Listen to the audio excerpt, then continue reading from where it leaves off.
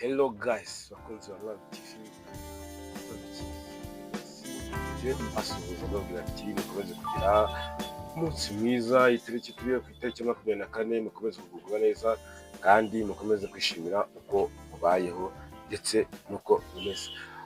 Uyu munsi rero nje mbafitiye amakuru menshi atandukanye ari gucaracara ku mbuga nkoranyambaga ahantu henshi yagiye hatandukanye.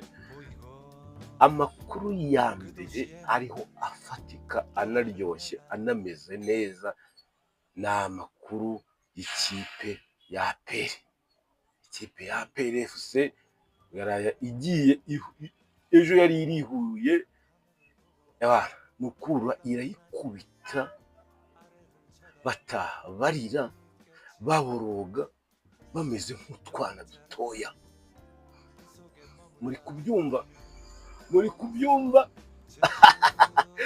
ariko ubwo ngubwo ku isabato ku itariki 22 bwo ikaba yari yishimye APR kuvuga ati ni gute Rayon Sport yajya gukina ikajya gukinira ihuye hanyuma ikanganya n'Amagaju.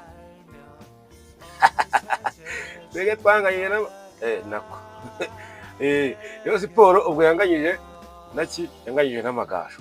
APR iraserebura kandi imbere Amagaju yari yatsinze APR, yatsindiye ihuye nabo irayikubita. Ubwo ibintu bihindura isura.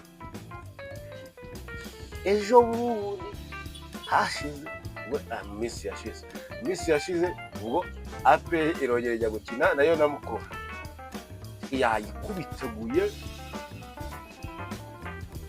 Uretse mu kanya gato mukurikira akavideo ngiye gushyiraho yayikubise murebe ukuntu bamanutse bari guserebura baseka bavuza vuvuzera ibintu byose byahinduye isura.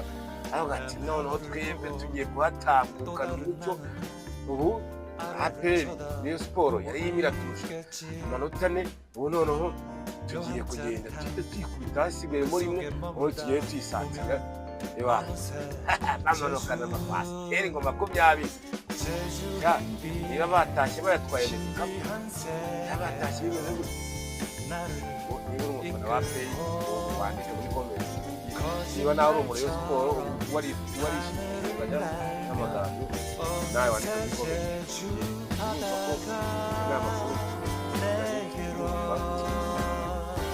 nagira gute rero murebe muri kano kunyuraho urebe amanuka